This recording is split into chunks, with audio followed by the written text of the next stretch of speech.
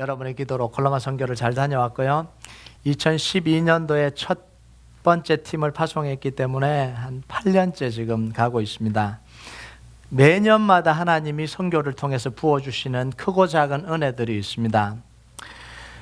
올해도 하나님께서 부어주시는 은혜가 특별한 은혜가 있었습니다. 그게 뭐냐면 선교가 영적으로 한 단계 더 깊어지는 은혜가 있었습니다. 올해 기도하면서 그 선교지를 위해서 기도하면서요, 뭘 초점을 맞추냐면 그곳에 있는 영적인 상황들과 영혼에 초점을 맞추고 기도하기 시작했습니다. 그래서 마지막 날 뮤직 콘서트를 복음 집회로 바꿨어요. 지금까지는 뮤직 콘서트를 하고 끝났는데 그걸 예배 형태로 바꿔서 복음 집회로 바꿨습니다. 찬양을 하고 메시지를 전하고 함께 막 모여서 기도하면서 감추어져 있던 영적 문제들이 서서히 드러나기 시작했어요. 이게 올해 선교지에서 일어난 가장 큰 변화예요. 여러분, 오클라호마는 겉으로 볼 때 인디안 선교를 할 필요가 없는 선교지로 보여요. 왜냐하면 오클라호마 주정부에서 인디안 보호구역을 다 없애고 다 미국 시민으로 받아들였습니다. 제가 처음에 인디안 선교를 위해서 그 오클라호마에 있는 교회들에게 도움을 요청하려고 전화를 했습니다. 인디안 선교를 하려고 하는데 좀 도와줄 수 있겠냐, 어떻게 하면 되겠냐 할 때 첫 번째 대답이 뭐냐면 오클라호마에는 인디안이 없다, 이런 대답이었어요. 왜냐하면 사실이거든요. 그리고 두 번째 대답이 뭐냐면 오클라호마에 있는 교회들은 인디안 선교를 하지 않는다, 이런 거였어요. 물론 그분의 개인적인 견해일 수도 있는데 대부분 그런 분위기였습니다. 이 말은 맞는 말이기도 하고 틀린 말이기도 합니다. 인디언 보호구역이 사라졌기 때문에 공식적으로는 인디언이 없어요. 그런데 여전히 미국인이 된 체로키 인디언 부족들이 그곳에서 살아가고 있습니다. 체로키 인디언들이 제일 많이 사는 곳이 바로 오클라호마예요. 오클라호마에 제일 많이 삽니다. 특히 우리가 선교한 이 탈레카 지역은 이 체로키 인디언들의 총본부가 있는 데가 바로 이 탈레카예요. 체로키 네이션이라는 이름을 가지고 자치정부 형태를 띠고 있습니다. 약 30만 명의 이 체로키 인디언들이 그곳에 공식적으로 등록되어 있고요. 등록되지 않는 인구가 한 20만 명 정도 됩니다. 그래서 한 50만 명의 체로키 인디언들이 오클라호마를 중심으로 해서 주변에 살아가고 있어요. 그리고 체로키 이들만의 자체적으로 대법원을 운영하고 있습니다. 수프림코트가 거기 있고요. 큰 병원, 인디언들을 무료로 치료하는 큰 병원, 꽤 규모가 큽니다. 큰 병원이 그곳에 있고요. 그리고 체로키 네이션에 속해 있는 많은 일자리들을 그곳에서 체로키 네이션 자치정부에서 관리를 하고 있어요. 자, 이 모든 것을 통제하고 있는 데가 어디냐면 체로키 네이션이라는 거예요. 여러분, 그러니까 이 체로키 네이션이 엄청난 파워를 가지고 있습니다. 물론 모든 게 미국의 법률 아래에 있어요. 이 미국의 법률을 넘어가지는 못합니다. 미국 법률 아래에 있지만 체로키 네이션은 체로키 인디언들에게는 미치는 파워가 무소불위의 권력입니다. 인디언들에게 느끼는 이 네이션, 체로키 네이션의 파워는요, 거의 뭐 다른 걸 비교할 수가 없어요. 모든 걸 거기서 다 통제를 해요. 그 아래 각 부족과 각 가문의 대표들이 존재를 합니다. 각 부족과 가문들은 대대로 내려오는 자기 가문의 신을 섬겨요. 그리고 주술 행위를 합니다. 각 가문에 맞는 이 우상 숭배를 하고 주술 행위를 합니다. 그리고 체로키 인디언들은요, 그래서 태어나면서부터 이 거대한 우상 숭배와 주술 행위 아래 눌려서 태어나고 그 속에서 살아가는 거예요. 그걸 벗어날 수가 없습니다. 철저하게 사탄의 영향력 안에 눌려서요, 정신적으로 육체적으로 고통을 겪으며 살아가고 있는 거예요. 그 안에 무슨 문제가 있냐면 성적인 문제가 있고요, 마약의 문제가 있고요, 중독의 문제가 있고요, 폭력과 학대가 끊이지 않고 그 안에서 이루어지고 있는 거예요. 이들이 예수님을 믿고 구원을 얻고 교회에 나오기 시작하면 엄청난 박해가 시작이 됩니다. 가정과 가문에서 축출을 당해요. 우리를 배신했다 그래서 잘라내버립니다. 체로키 네이션에서 주는 모든 혜택을 다 멈춥니다. 보호로부터 다 끊어져요. 가족으로부터 버림당하고 직업을 잃어버리고 경제적으로 어려움 당하는 엄청난 고통 속으로 들어가게 돼요. 이분들이 예수 믿는다라는 게 쉬운 일이 아닙니다.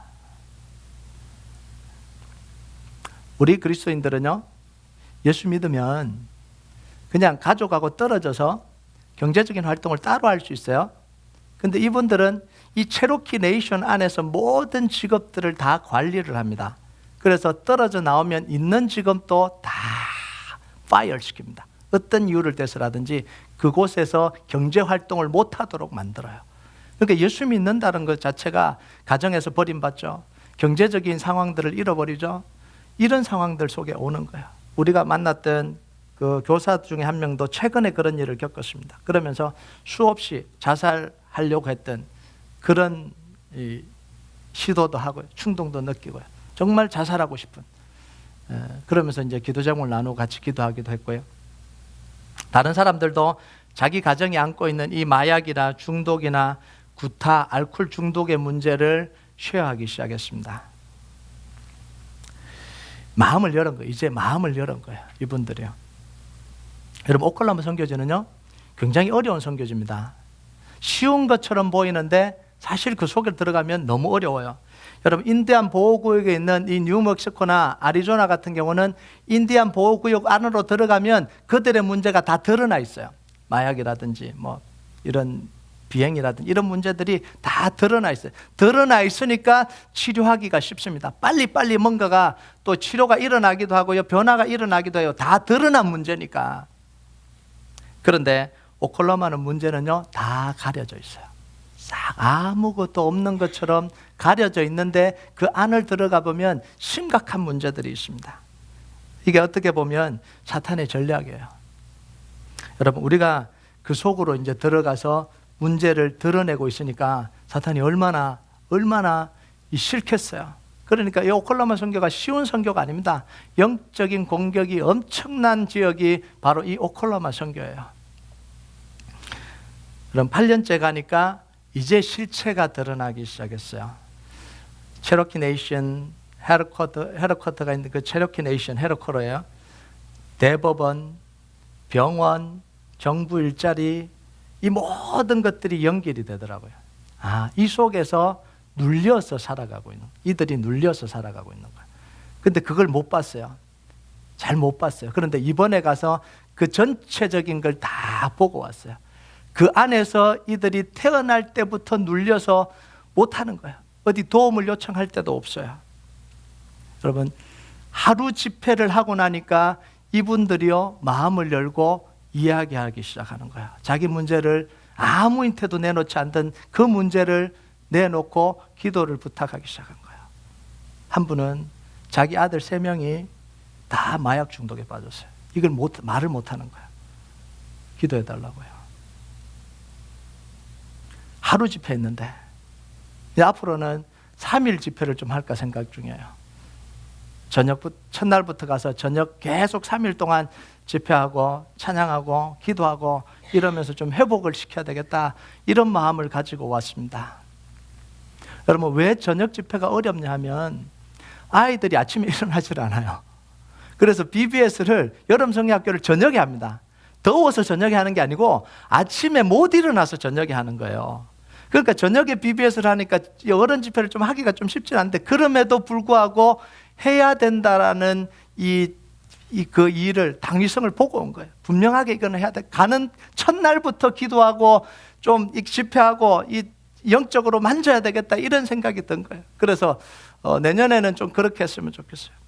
좀 이 집회팀을 좀 꾸려서 좀 미리 기도하고 중보 기도하고 그 팀이 같이 올라가서 정말 3일 동안 예배하고 기도하고 그러면서 그들의 이 아픔과 이런 것들을 좀 다 좀 이 싸매어 안는 게 필요하다는 생각이 들어요.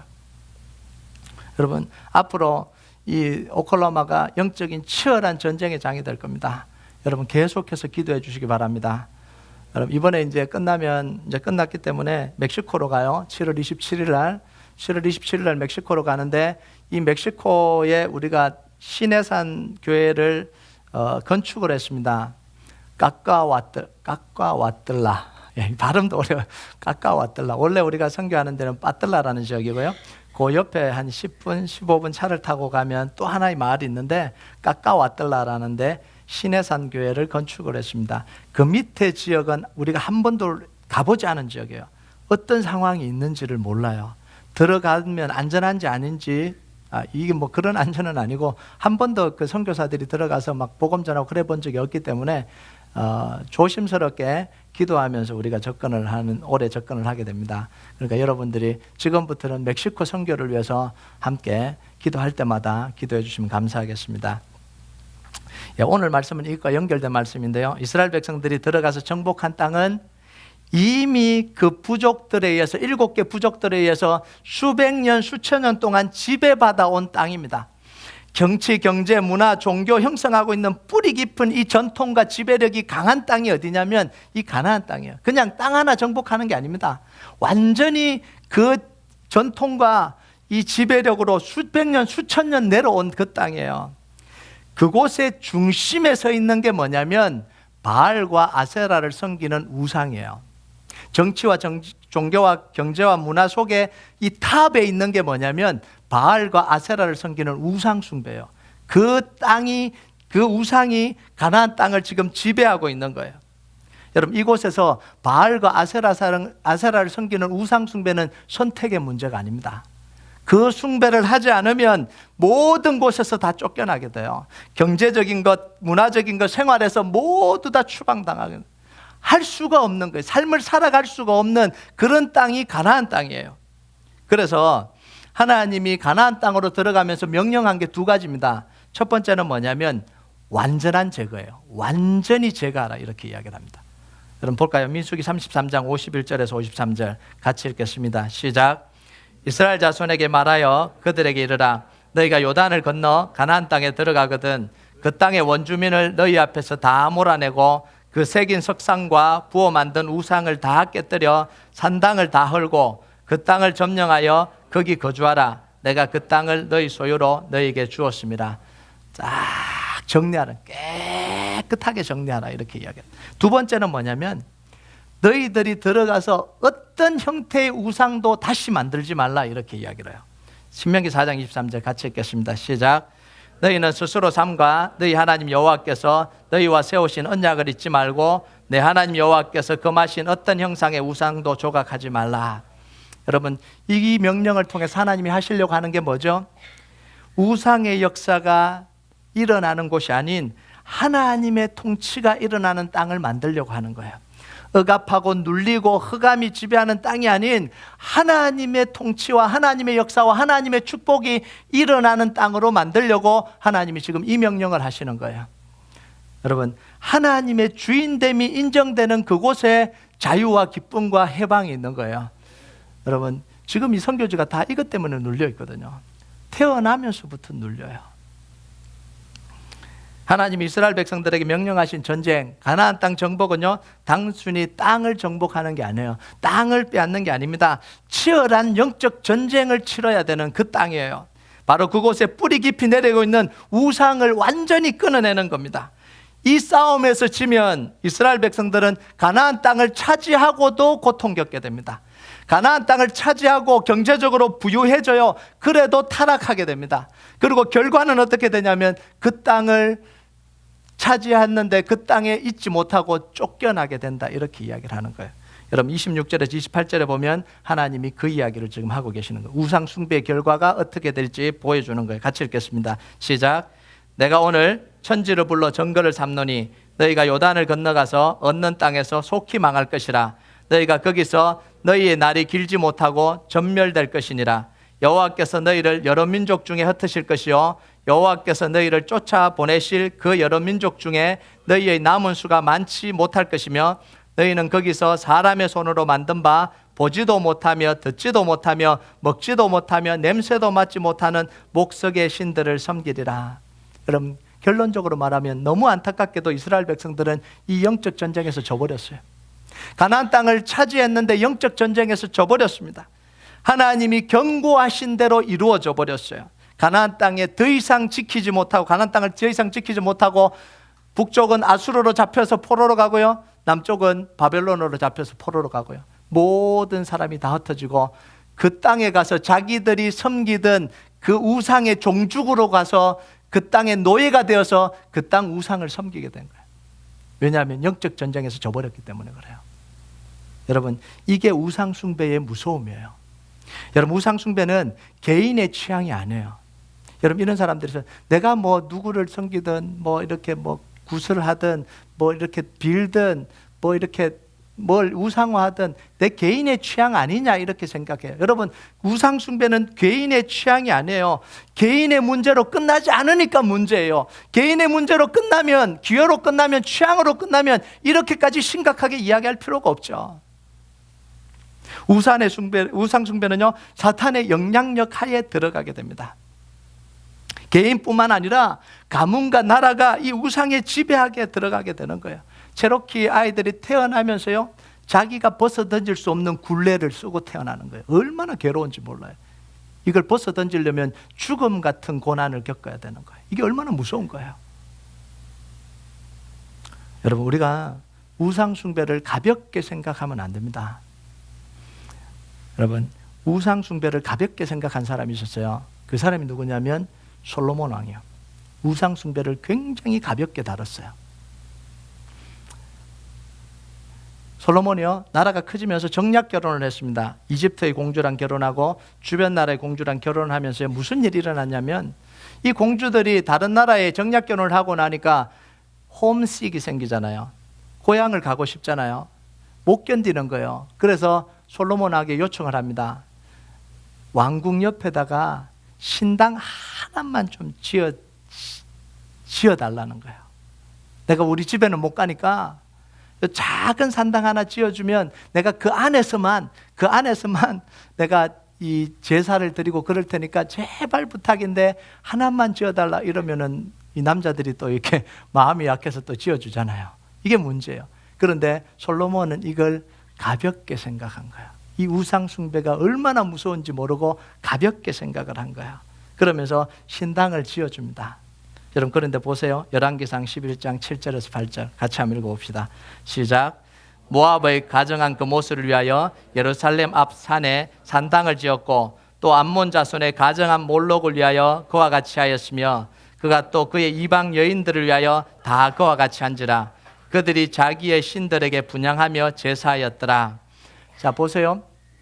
솔로몬의 후궁과 첩이 몇 명이죠?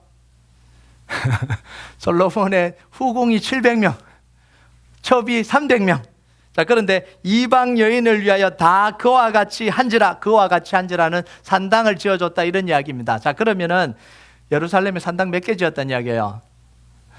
1000개까지 지었는지는 모르지만 엄청난 산당을 지은 거예요.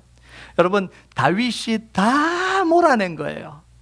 여러분, 이 산당 때문에, 우상 숭배 때문에요, 사사기 400년 동안 이스라엘이 폭삭 망했어요. 망할 대로 다 망했어요.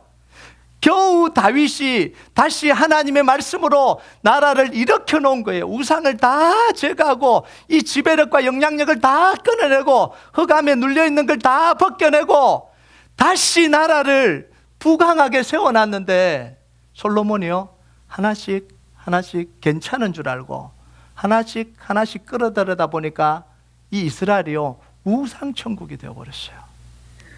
결국은 이스라엘은 왜 망했는지 아세요? 요것 때문에 망한 거예요. 열왕기상하, 역대상하를 읽어보면 분명하게 이야기합니다. 이스라엘 백성들이 망하고 포로가 된 건 우상 숭배 때문이에요. 솔로몬이 아무런 저거 없이 가볍게 생각하고 끌어들였던 이 우상이 이 나라를 지배해버린 거예요. 이 나라를요. 그래서 우상을 섬기지 않으면 죽은 거예요. 나중에 엘리야 이야기하겠지만 북왕국 이스라엘은 아예 전체가 우상의 이 소나기로 들어가 버렸잖아요. 그래서 이 바알신을 섬기지 않으면 크리스찬들이 다 죽어나갔어요. 누구만 남았어요? 엘리야만 남을 정도로. 그냥 가볍게 끌어들이는 우상인데 그 나라를 지배해서 완전히 삶을 피폐하게 만들어요. 이게 우상 숭배예요. 여러분, 하나님이 말씀하신 결과 그대로 일어났습니다. 여러분, 민수기 33장 55절을 볼까요? 민수기 33장 55절 같이 읽겠습니다. 시작. 너희가 만일 그 땅의 원주민을 너희 앞에서 몰아내지 아니하면 너희가 남겨둔 자들이 너희의 눈에 가시와 너희 옆구리에 찌르는 것이 되어 너희가 거주하는 땅에서 너희를 괴롭게 할 것이요, 저는 이 말씀을 읽으면서요, 신명기를 강의하기 전까지는 무슨 생각을 했냐면, 너희들이 남겨둔 이 우상 숭배하는 걸 남겨두면 너희 눈의 가시와 너희의 옆구리에 찌르는 것이 된다. 이거를 뭘로 봤냐면요, 그냥 좀 괴롭히는 걸로 봤어요. 근데 그게 아니더라고요. 성경을 읽어보니까요. 조금 불편하게 하고 조금 괴롭히고 이게 아니라 완전히 장악해버립니다. 이게 무서운 거예요. 우상 숭배는 이게 무서운 거예요. 하는 순간 장악당합니다. 그래서 인생이 그 안에 노예가 되어버리는 거예요. 여러분, 자, 그러면 이렇게 무서운 우상을 어떻게 이길 수 있냐, 이런 생각이 들잖아요. 우상이 이렇게 무서운데 어떻게 이기냐? 하나님은 이스라엘 백성들에게 애초부터 너무 어려운 명령을 하는 게 아니냐는 거. 들어가서 다 제거하고 하나님만 섬기고 이렇게 하는 게 애초부터 무리가 아니냐, 이런 생각이 들잖아요. 여러분, 그런데 우리 하나님은 그런 하나님이 아니에요. 우리 하나님은 이미 이스라엘 백성들에게 우상을 이길 능력을 주셨습니다. 여러분, 아멘 하십니까? 하나님은 능력을 주시지 않고 말씀하신 적이 없어요. 여러분, 이길 수 있는 방법도 다 말씀해 주셨어요. 이길 수 있다라는 걸 다 경험까지 시켜주셨어요. 그리고 난 뒤에 가라, 이렇게 이야기를 해요. 여러분, 32절을 보면 32절부터 40절까지가 바로 그 내용이에요. 32절을 같이 읽어볼까요? 시작. 내가 있기 전 하나님이 사람을 세상에 창조한 날부터 지금까지 지나간 날을 상고하여 보라. 하늘 이 끝에서 저 끝까지 이런 큰 일이 있었느냐? 이런 일을 들은 적이 있었느냐? 자, 뭐라고 이야기하냐면 지난 날을 한번 생각해 보라, 이렇게 이야기해요. 물론 태초부터 지금까지지만 스페셜하게 가나안 땅을 들어오기 위해서 출애굽한 그때부터, 출애굽 때부터 지금까지 한번 생각해보라. 하나님이 뭘 하셨냐, 하나님이 어떤 하나님이냐 생각해보라, 이렇게 이야기합니다. 그러면서 33절에 불 가운데 말씀하시는 크고 두려운 하나님의 음성을 듣고도 너희가 안 죽었다, 이렇게 이야기를 해요. 어느 신이, 어느 우상이 불 가운데 말씀하시는 우상이 어딨냐, 이런 거예요. 근데 하나님은 말씀하셨잖아요. 그런데도 안 죽었어요. 그리고 우상을 섬기는 가장 강력하고 큰 나라가 어느 나라예요? 애굽이에요. 하나님이 모세를 통해서 10재앙을 내리면서 우상이 완전히 초토화되게 만들었어요. 하나님의 말씀으로 우상이 완전히 깨어지게 만들었어요. 마지막 6월절 사건을 통해서요, 장자를 다 죽일 때 양피를 바른 집 살아났잖아요. 하나님의 말씀대로 양피를 바른 집은 생명을 보존했습니다. 생명과 화와 복의 주관자 되신 하나님이 누구냐면 그 하나님이 우리 하나님이에요. 그걸 보여주신 거예요. 다 죽었어요. 이집트가 완전히 두 손 두 발 다 들었어요. 이집트에 있는 모든 우상이 두 손 두 발 다 들었고요, 이집트라는 우상으로 세워진 나라가 두 손 두 발 다 들었어요. 이걸 하나님이 다 보여주신 거예요. 다 보여주신. 그때 이스라엘에게 군대가 있었습니까? 그때 이스라엘에게 무기가 있었어요? 아무것도 없는데도 불구하고 하나님의 말씀을 통해서 우상이 완전히 초토화되고 완전히 꺾이고 완전히 무너지는 걸 하나님은 이미 다 보여주신 거예요. 자기들보다 더 큰 강대국을 다 이기도록 하셨습니다. 그리고는 하나님을 섬기는 방법까지 다 알려주셨잖아요. 이 하나님은, 우리 하나님은 이렇게 섬겨야 된다 방법까지 다 알려주셨습니다. 여러분, 이스라엘 백성들은 이런 하나님의 말씀을 듣고 가나안 땅에 들어가서 그대로 순종하기만 하면 하나님의 통치하는 나라가 되고 그 땅에서 하나님이 주시는 축복을 영원토록 누리고 살도록 하나님이 다 준비해 놓은 거예요. 그런데 뭐가 어려워요? 어렵지 않잖아요. 여러분, 우리가요, 신앙생활이 어려운 게 아닙니다. 하나님 뭐라 그래요? 하나님의 말씀은 멀리 있는 게 아니라 가까이 있다는 거예요. 하나님 말씀은 어려운 게 아니고 쉽다는 거예요. 그리고 그 말씀대로 따라가기만 하면 된다는 거예요. 여러분, 아멘 하십니까? 안 하려고 그래서 그렇지, 하나님을 알고 하나님을 따라가려고 하면 신앙생활이 쉽고요, 재밌어요. 아멘 하십니까? 그래서 예수님이 뭐라 그래요? 수고하고 무거운 짐 진다 다 내게로 오라. 내가 너희를 쉬게 하리라. 나의 멍에를 메고 배우라. 내 멍에는 뭐 한다고요? 쉽고 가볍다는 거예요. 쉽고. 하나님 말씀을 따라가는 게 즐거운 일이에요. 여러분, 속지 마세요. 하나님 신앙생활하는 게 너무 힘들어. 아니에요. 여러분, 나를 사랑하시는 하나님과 함께 기도하고 예배하고 신앙생활에 가는데 그게 너무 힘들면 어떡해요? 감사하고 재밌고 좋아야 되잖아요. 여러분, 앞으로 여러분의 신앙생활이 행복하고 좋기를 바랍니다. 예, 그래서 막 그래요. 신앙생활은 어려운 거니까 너 신앙생활 잘 못하는 게 죄책감 느낄 필요 없어. 어려운 거야. 어렵지 않아요. 쉬운 거예요. 즐거운 거예요. 재밌는 거예요. 감사한 거예요. 하나님의 사랑을 알아가는데, 하나님 사랑을 받아가는데 그게 얼마나 좋아요.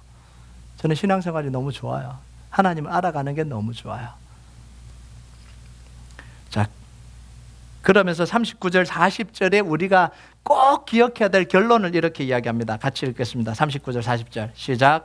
그런즉 너는 오늘 위로 하늘에나 아래로 땅에 오직 여호와는 하나님이시요 다른 신이 없는 줄을 알아 명심하고 오늘 내가 내게 명령하는 여호와의 규례와 명령을 지키라. 너와 내 후손이 복을 받아 내 하나님 여호와께서 내게 주시는 땅에서 한없이 오래 살리라.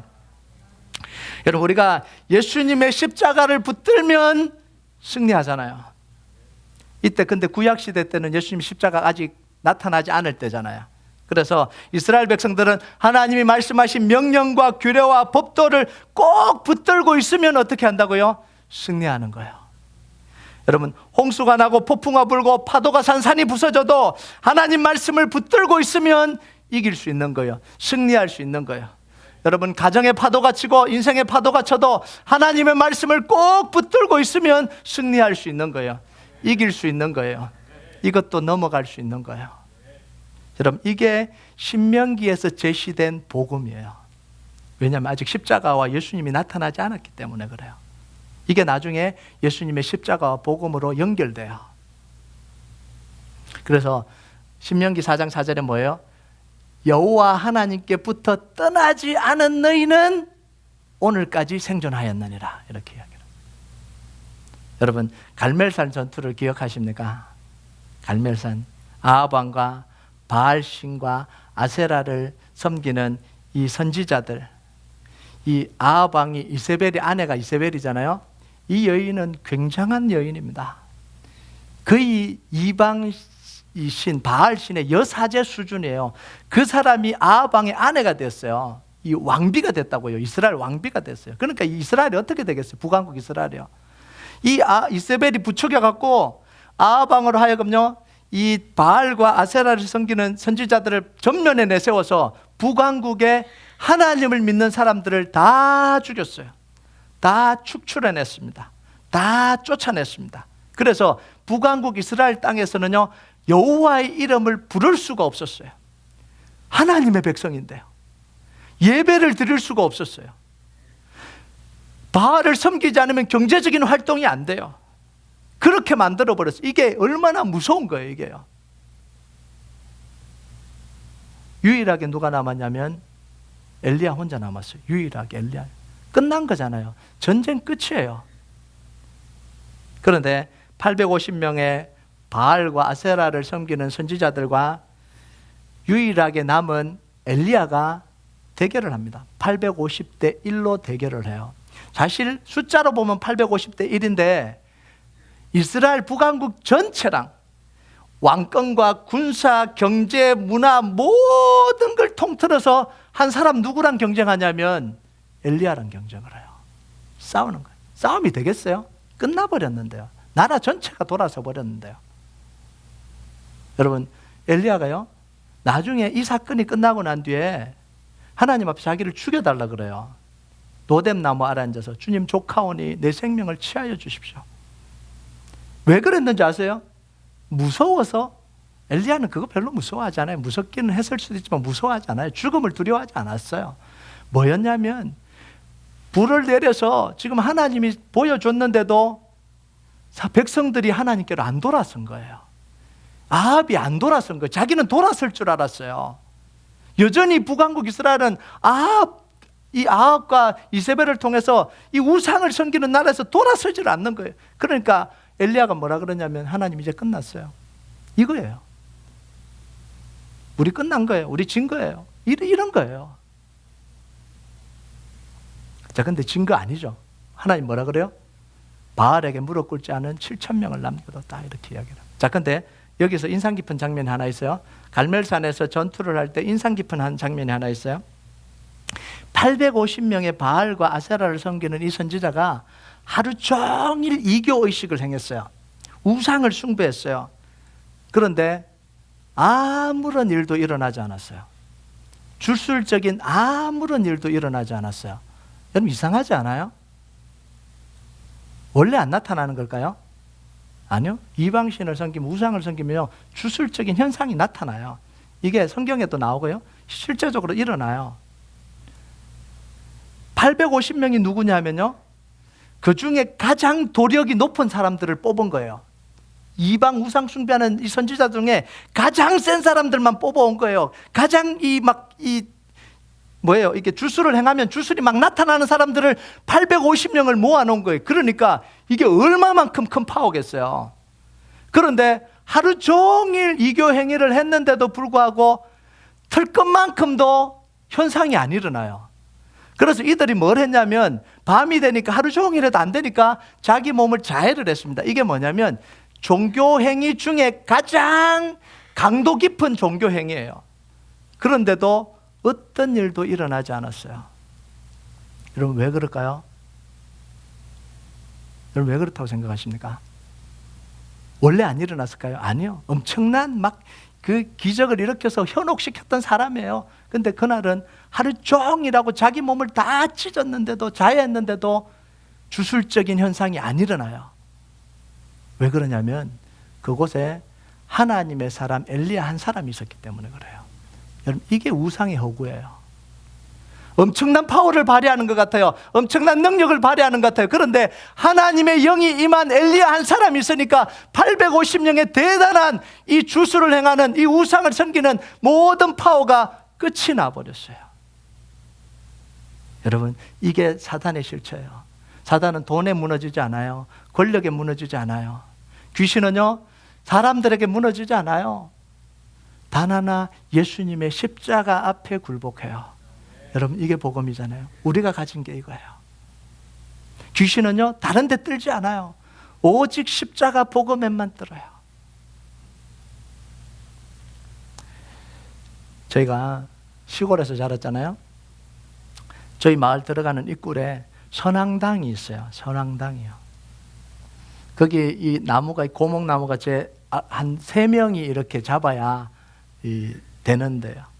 그 고목나무 이렇게 파진 데는 늘 촛불이 펴져 있고요. 떡이 놓아져 있고요. 예, 이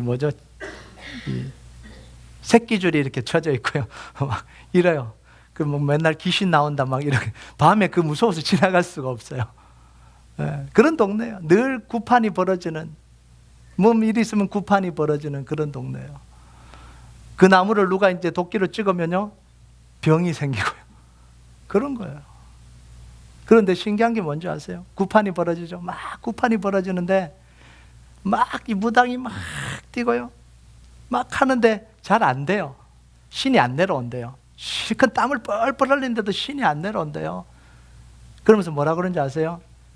여기 혹시 교회 다니는 사람 있으면 손 좀 들어보세요. 손 들면요, 좀 나가주세요. 그래요. 귀신이 안 온다는 거예요. 귀신이요.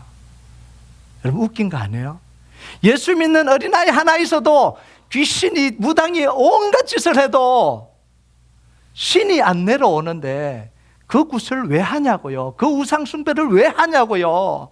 예수 믿으면 십자가를 통해서 모든 파워가 끝이 나버리는데 그 우상 숭배를 왜 하고 있냐고요.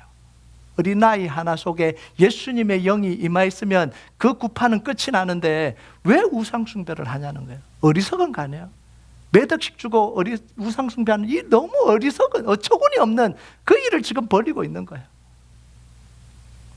자, 그러면요, 우리가 질문해야 될 게 있어요. 하나님을 섬기면서 왜 이스라엘 백성들은 가나안 땅에 들어가서 영적 전쟁에서 져버렸냐는 거예요. 이런 하나님의 능력과 파워를 다 가지고 있으면서도 왜 영적 전쟁에서 져버렸냐는 거예요. 이 질문은 우리에게도 똑같이 던져야 됩니다. 우리에게 예수님의 십자가의 능력이 있는데, 복음의 능력이 있는데 세상에서 왜 지고 있냐는 거예요.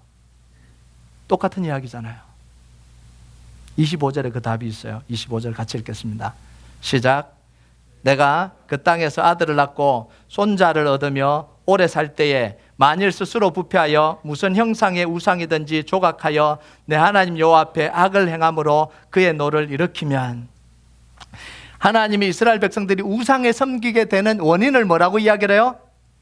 스스로 부패하여, 이렇게 이야기를 해요. 그들의 세력이 너무 강하여, 그들의 박해가 너무 강하여서, 아니요, 스스로 부패하여, 이렇게 이야기합니다. 여러분, 복음은요, 박해받는다고 무너지지 않아요. 십자가 복음은 아무리 박해를 받아도 깨어질 수가 없어요. 아무리 어려움이 찾아도 십자가 복음의 능력은 사라지지 않아요. 그런데 언제 한다고요? 스스로 부패하여요. 스스로 부패하여. 여러분, 이스라엘 백성들이 처음부터 우상을 섬겼을까요? 아니요. 여호수아가 사는 날 동안, 여호수아와 함께한 장로들이 사는 날 동안은 하나님을 예배했어요. 싸워 이겼어요. 그런데 그 뒤에 뭐예요? 스스로 부패하여. 여러분, 이 부패한 게 뭐예요? 육신의 부패를 말하는 게 아닙니다. 영적인 부패예요. 양심의 부패예요. 생각의 부패예요. 심령의 부패예요. 여러분, 사람들에게 이 마음속에 영적으로 양심의, 생각의, 심령의 부패가 일어나면 뭐가 생기는지 아세요? 욕심이 올라오기 시작합니다. 욕망이 올라오기 시작해요. 눌려져 있던 탐욕이 올라오기 시작합니다. 그래서 성경은 이 탐욕을 우상숭배와 연결시켜요. 우상숭배의 원인을 뭘로 보냐면 이 탐욕으로 보고 있는 거예요. 여러분, 골로새 3장 5절을 볼까요? 골로새 3장 5절 같이 읽겠습니다. 시작. 그러므로 땅에 있는 지체를 죽이라. 곧 음란과 부정과 사욕과 악한 정욕과 탐심이니 탐심은 우상숭배니라. 여러분, 우상숭배는요, 개인의 부패와 욕심으로부터 시작되는 게 우상숭배입니다. 여러분, 아마 비크리스찬 가정에서 자라난 분들은 알 거예요. 제사들이라 이렇게 박해를 하면 그거 견딜 수 있어요. 그죠? 그거 이기고 예수 믿을 수는 있어요. 뭐 여기는 모르지만 옛날에 막 머리 막 끄댕이 잡히고 막 머리 잘리고 막, 저희 동네에도 그런 분들이 계세요. 교회 나오면 뭐 교회 못 나가게 그러고 이 누나들 머리 깎아버리고 막 이런 것들이 있어요. 그럼에도 불구하고 우상 섬기지 않아요.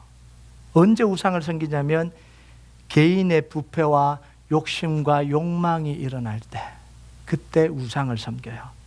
눈앞에 보이는 이익, 현재 보이는 눈에 좋은 것, 현재 자기에게 이익되는 것, 가장 중요하게 생각될 때 그때 우상 숭배가 일어나요. 여러분, 개인의 욕심 앞에서요, 신실함은 사라집니다. 그거 아세요? 그래서 우상 숭배는 두 가지예요. 하나는 개인의 욕심과 신실함이 무너지는 거예요. 여러분, 신실함이란 건 뭐냐면 정말 사랑해야 될 대상을 사랑하는 게 신실함입니다. 정말 감사해야 될 대상에 감사하는 게 신실함이에요. 정말 중요한 걸 중요하게 취급하는 게 신실함이에요. 여러분, 에덴 동산에서 제일 먼저 무너진 게 바로 이거예요. 하나님이 아담과 하와와 함께 거룩한 언약, 신실한 언약을 맺었습니다. 선악과 언약을 맺었어요. 그런데 마음이 부패하니까 선악과를 보니까 어떻게 돼요? 보암직도 하고 먹음직도 하고 지혜롭게 할 만큼 탐스럽기도 한지라. 개인의 욕심이 일어났어요. 그러니까 이 신실함은 잊어버리는 거예요. 신실함은 사라져버린 거예요. 신실하게 지켜야 될 하나님의 약속 따위는 생각도 나지 않는 거예요. 이게 우상숭배예요. 여러분, 하나님이 이스라엘 백성들을 40년 동안 사랑하셨습니다. 이스라엘 백성들이 필요를 40년 동안 공급해 줬습니다. 이스라엘 백성들을 애굽의 노예에서 가나안 땅까지 데려오기 위해서 하나님은 얼마나 많은 수고와 얼마나 많은 사랑과 얼마나 많은 것을 다 쏟아부었을까요? 그 사랑을 이스라엘 백성들이 다 받았습니다. 광야 40년 동안 일어나야 될 문제는 다 일어났어요. 세상에서 일어날 수 있는 문제는 다 일어났어요. 그런데 하나님은 그 문제를 다 해결해 주셨어요. 그러면서 가나안 땅에 들어갔어요. 그런데 이스라엘 백성들이 어떻게 해요? 그 사랑받았던 하나님의 그 사랑은 내팽개쳐버리고, 언제 만났다고 바알과 아세라를 보고 내 남편이다, 내가 사랑하는 사람이다, 진짜 사랑을 만났다, 이러고 가는 거예요. 여러분, 이게 뭐하고 똑같은지 아세요? 40년 동안 남편을 만나서, 정말 보잘것없는 남편을 만나서 뒷바라지 다 하고 깔끔한 남편 만들고 세상에서 지위가 좀 높게끔 이렇게 뒷바라지 다 했는데 40년 되고 난 뒤에 이 남편이 어디 길 가다가 이쁜 여자 하나 봤나 봐요. 어리고. 그러더니 뭐냐면, 내가 참 사랑을 만났도다. 말이 되는 이야기예요. 말이 되는 이야기예요. 그러면서 뭐라고 한 줄 아세요? 이 40년 동안 섬긴 이 아내에게는요, 나는 한 번도 당신에게 사랑을 느껴본 적이 없다. 내가 평생에 진짜 사랑을 만났다. 사랑이 뭔지 진짜 깨달았다. 이럴 거예요. 죄송합니다. 제가 험한 말을 합니다. 미친 거예요, 그거는. 네, 그건 미친 거예요. 정상이 아니에요. 신실함이라고는 전혀 찾아볼 수 없는 거예요. 개인의 욕심 앞에요. 이 욕심이 올라오니까 신실함이라는 게 나타나질 않아요. 나타나질 않아요. 여러분, 우상숭배의 모습은요, 신실하지 않는 모습으로 나타나요. 호사에서 나타난 이스라엘 백성들의 모습이 이겁니다. 그래서 하나님 뭐라고 이야기를 하냐면, 너희 이내가 아침에 구름이나 쉬 없어지는 안개 같다, 이렇게 이야기해요. 어떻게 그럴 수가 있냐는 거예요. 40년 내가 부은 사랑은 뭐고, 이제 가나안 땅에 들어가서 좀 삐까뻔쩍하게 보이는 이 바알과 아세라를 보고 내가 진짜 나를 사랑하는 사람을 만났다, 이게 말이 되는 이야기냐, 이런 거예요. 여러분, 구약에만 그런 거 아니에요. 신약에도 마찬가지예요. 갈라디아서 1장 6절에 보면요, 그리스도의 은혜로 너희를 부르신 이를 이같이 속히 떠나 다른 복음 따르는 것을 내가 이상히 여기노라. 사도 바울이 이거예요. 하나님의 사랑과 하나님의 십자가와 하나님의 이 은혜를 알고 복음을 받아들이고 하나님, 주님의 사랑이 얼마나 큰지를 아는 그 사람이 어떻게 그 복음에서 떠나 다른 데로 그렇게 쉽게 갈 수 있냐라는 거예요. 여러분 보세요. 지금까지 부으신 하나님의 사랑을 안다면 어떻게 이스라엘 백성들이 이럴 수가 있냐라는 거예요. 예수님의 십자가에서 우리를 위해서 부어주신 사랑과 희생과 은혜를 안다면 어떻게 그렇게 쉽게 속히 다른 복음으로 갈 수 있냐라는 거예요. 복음도 아니죠. 사탕 발림에 넘어갈 수 있냐, 이런 이야기예요. 여러분, 이렇게 이야기할 수 있어요. 이스라엘 백성들이 누구를 사랑하든 그거 자기 자유 아닙니까? 40년을 그냥 우리를 지켜줬으면 그것으로 됐지, 뭘 또 사랑을 요구합니까? 그때 가나안 땅에 들어가서 누구를 선택할지 이스라엘 백성들의 자유 아닙니까? 왜 하나님은 사랑을 요구하고 사랑을 강요합니까? 이렇게 이야기할 수도 있잖아요. 여러분, 그런데요, 하나님이 이스라엘 백성들로 하여금 나를 사랑하라는 건 떠난 사랑에 대한 갈망이 아니에요. 잘 아셔야 돼요. 자기를 왜 몰라주나 이런 질투가 아니에요. 40년을 그렇게 해줬는데 질투나게 왜 그러냐, 이게 아니에요. 물론 하나님은 질투하신 하나님이다, 그렇게 표현된 건 뭐냐면 우리 때문에 그렇게 표현된 거예요. 우리가 그 감정밖에 이해를 못하니까 하나님의 그 감정을 그렇게 표현한 거지, 하나님이 너 40년 동안 해줬는데 왜 그러냐, 질투한다, 너는 이제 불을 내려버리겠다, 막 이런 게 아니에요. 신실하지 못한 사랑을 통해서 자기 백성이 망가지는 걸 못 보겠다라는 거예요. 이게 하나님의 사랑이에요. 이게 아버지의 마음이에요. 아버지의 마음. 여러분, 우상 숭배로 복받고 우상이 도와줘서 잘 되면 좋잖아요. 그런데 그 길이 잘 되는 길이 아니라 망하는 길이니까 그 길을 막아 쓰는 거예요. 여러분, 누군가가, 우리 교회에서는 절대로 일어날 수 없는 일이고 일어나서도 안 되지만 40년을 성교원 아내를 버리고 누가 눈 맞아서 목사님 제가 진짜 사랑을 만났습니다, 그러면 제가 할렐루야 아멘 축복합니다 이럴까요? 좀 몽둥이가 있으면 좀 패주고 싶어요. 네, 길을 막았어요. 왜냐하면 그 사랑은 신실한 사랑이 아니거든요. 그 결말이 어떻게 될지 뻔히 알거든요. 하나님이 이거예요. 우상 숭배 갖고는 안 되고 망할 게 뻔히 아니까 그 길을 막아서는 거지. 네가 어떻게 나를 안 사랑할 수 있냐, 이런 게 아니에요. 착각하면 안 돼요. 우리 그리스도인들이 너무 하나님에 대해서 착각을 해요.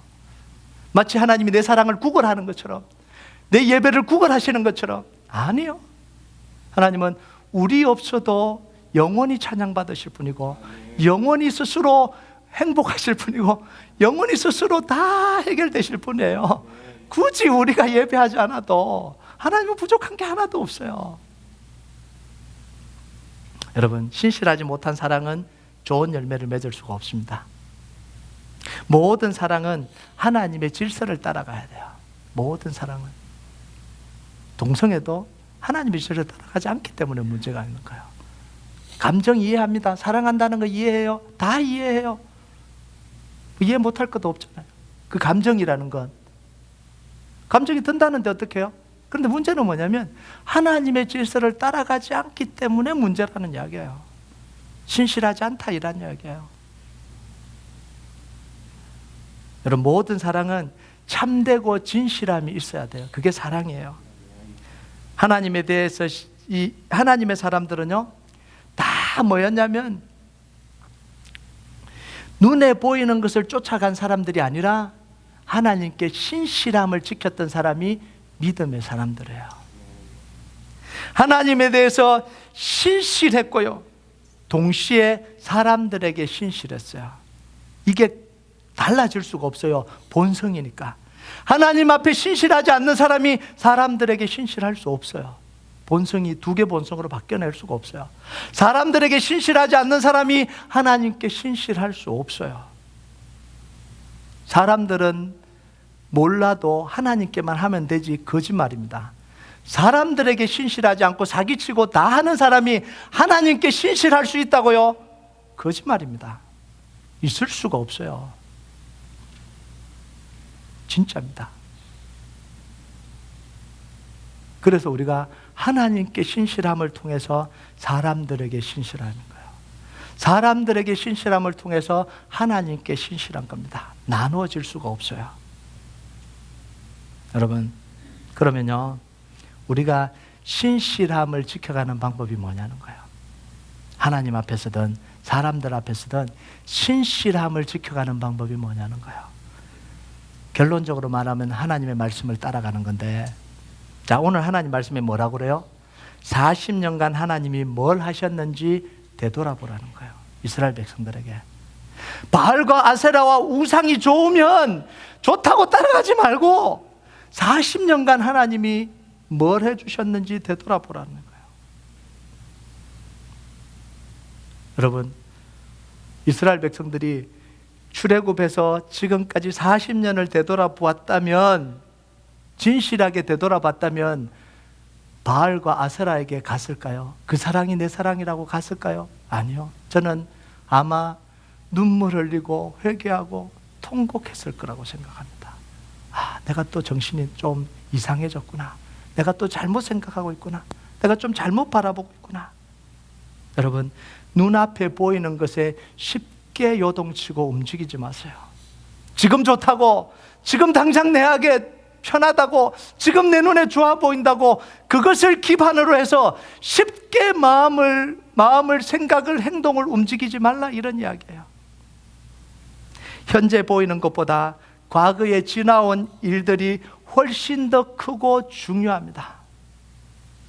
여러분, 저는 힘들 때요, 개인적으로 힘들 때는 하나님이 저에게 해주신, 하나님을 만나고 지금까지 걸어온 길들을 되돌아봅니다.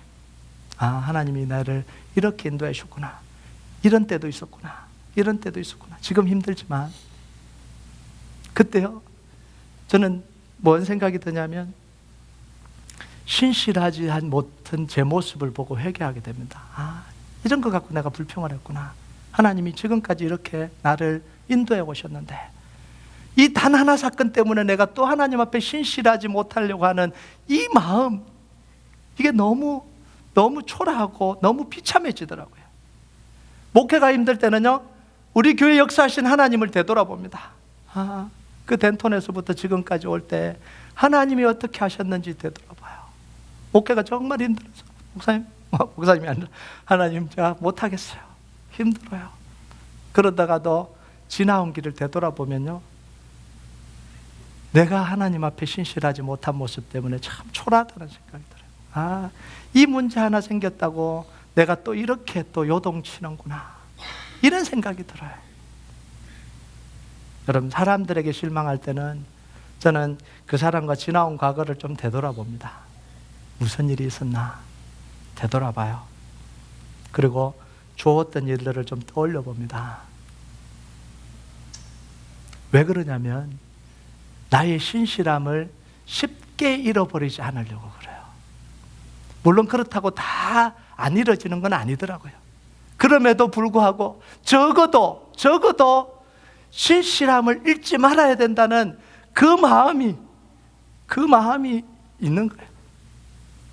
여러분, 현재만 보고 짧은 시각을 가지지 말고요, 긴 시간을 보십시오. 과거에 받았던 은혜를 세워보고 미래에 일어날 일들을 다 세워보고 난 뒤에 현재의 결정을 하셔야 됩니다. 그래야 신실함을 잃지 않아요. 그래야 중요한 선택을 잃어버리지 않아요. 여러분, 하나님께 신실함을 잃어버리지 마시기를 축복합니다. 아멘. 사람들에게 신실함을 잃어버리지 말기를 바랍니다. 아멘. 그게 우리가 그리스도인으로 살아야 될 삶의 모습이에요. 여러분, 하나님은 신실한 사람과 함께 하십니다. 이건 변하지 않아요.